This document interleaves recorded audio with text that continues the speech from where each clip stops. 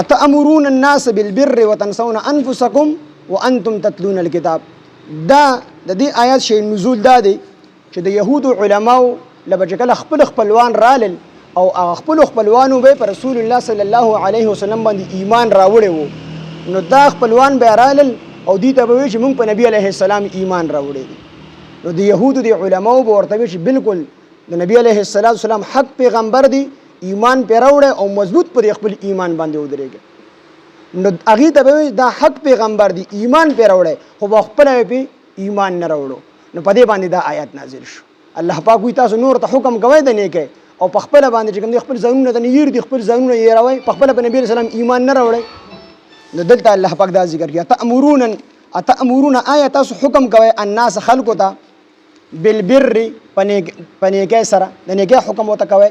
او دلته د نیکۍ نه مراد په نبي علیه السلام باندې ایمان راوړل دي چې تاسو هغوی ته دا حکم کوئ چې د نبي علیه السلام حق پیغمبر دی، حق پیژنئ مو او هغوی ته حکم هم کوئ چې د نبی علیه السلام مرګستیا وکړئ، په دې باندې چې کوم دی قایم او دایم وساتئ، خپل ځانونه ټینګ پې ودرېږئ د نبي علیه السلام په دې مرګستیا باندې.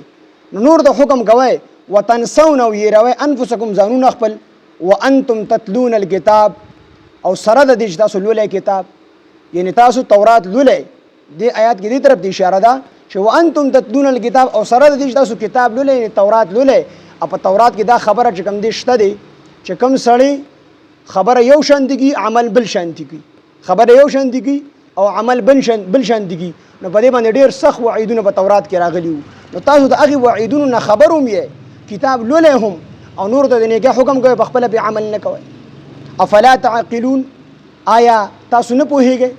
الله پاک ورته وایي په دې خبره خو تاسو پوهیږئ چې دا مونږ غلط کار کوو، تاسو دې غلط کار نه ولې نه منې کېږئ. نو امر بالمعروف یعنی حکم هم کول خلکو ته د نیکۍ، په خپله هم عمل کول. رسول الله صلی الله علیه وسلم فرمایي چې کله زه معراج له لړمه نو ما هلته کې څه خلک ولیدل چې د هغې شونډې او ژبې د اور په کینچو باندې پرې کولی شو. وي ما تپوس وکړو چې دا څوک دي؟ وي ما د جبریل علیه السلام وویل چې دا ستا د امت هغه بې عمله واعظان دي چې خلکو ته به د نیکۍ حکم کو او خلک به د بدۍ نه منع کول، خو په خپله به یې نه نیکي کول او نه به د بدۍ نه منع کېدل. خلکو ته خو به وایي مونځ کوئ، په خپله به یې مونځ نه کوو. خلکو ته به وایي تاسو حج کوئ، په خپله به یې حج نه کوو. خلکو ته به وایي غیبت مه کوئ، په خپله به یې غیبت کوو. نو دا ستا د امت هغه واعظان دي چې دوی به خلکو ته د نیکۍ حکم کو، په خپله به عمل د هغې خلاف و. خلک به د بدۍ نه منع کول، په خپله به عمل د هغې خلاف و. نو دکه دا عمل چې کوم دی دا د یهودو مو چې دوی به چې کوم دی حکم کو چې په نبي علیه السلام ایمان راوړئ خپلوانو ته، خو په خپله به یې ایمان نه راوړو. نو دا د دوی په باره کې دا آیت نازل شوی دی.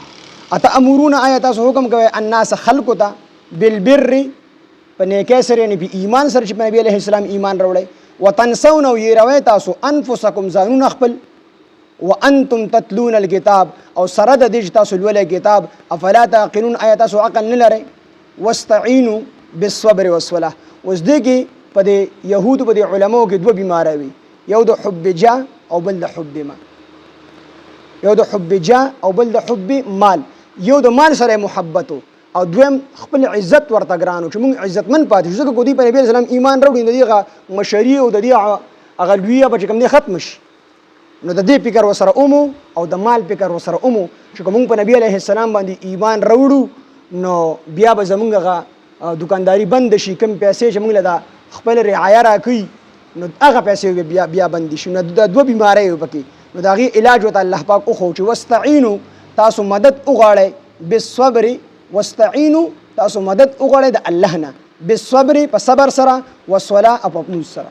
نو صبر سره څنګه مدد وغواړئ چې صبر کوئ په دغه خبره باندې، یعنی تاسو د دوی د مالونو نه خپل زړونه صبر کوئ. نو په صبر سره به د حب مال هغه خبره ختم شي، هغه بیماری به ختم شي. والصلاة او په مونځ سره به تاسو کې عاجزي پیدا شي، خپل عزت هغه به خو ختم شي، عاجزي به کې پیدا شي. نو دا دوه بیماری به دي واستعینوا بالصبر والصلاة سره ختمیږي. دې کې دا با د سبب د باره ده، باب کې د سبب د باره. واستعینوا تاسو مدد وغواړئ د الله نه بالصبر په صبر سره، والصلاة او په مونځ سره.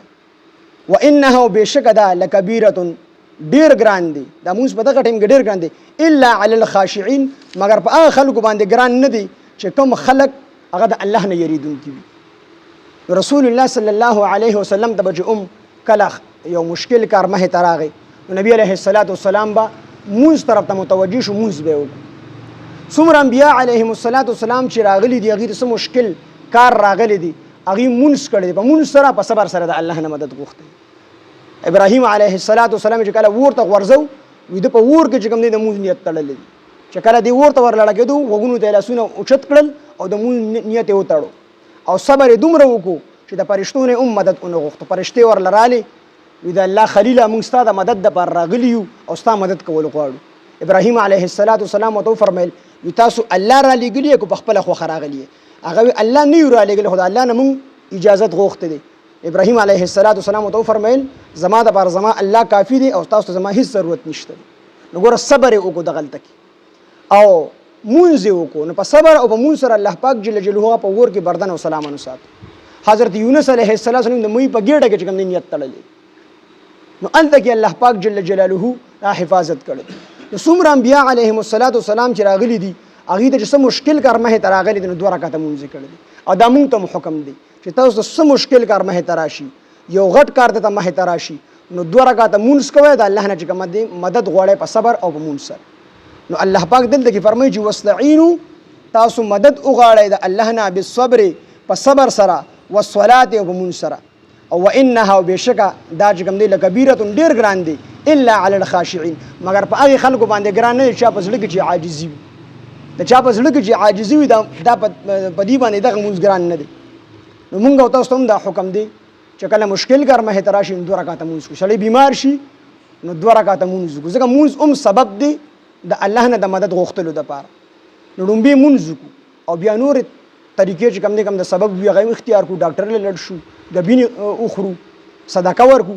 نو دا ټول چې کوم دی سبب دي اسباب دي، دا ټول اسباب دي. نو واستعینوا تاسو مدد حاصل کړئ بالصبر په صبر سره والصلاة او په مونځ سره وانها بشکه دا لکبیره ډېر ګران وي الا علی الخاشعین مگر په هغه کسانو باندې ګران نه وي چې چا په زړونو کې چې عاجزي وي. الذین هغه کسان یظنون چې دی یقین ساتي دلته کې دا یظنون په معنی د یقین سره دی یوقنون. الذین هغه کسان یظنون چې دی یقین لري انهم چې بشکه دوی ملاقات کی ربهم د خپل رب سره وانهم او بشکه دوی الیه ها طرف ته راجعون واپس ورتلونکي دي. یعنی دوی به الله رب العزت سره ملاقات کوي او الله پاک په هلته کې حساب او کتاب کې الله به تپوس کې چې کوم نعمتونه به الله کړي دي د هغه نعمتونو به الله پاک تپوس کې هغه الله طرف ته چې کوم دی واپس تللي.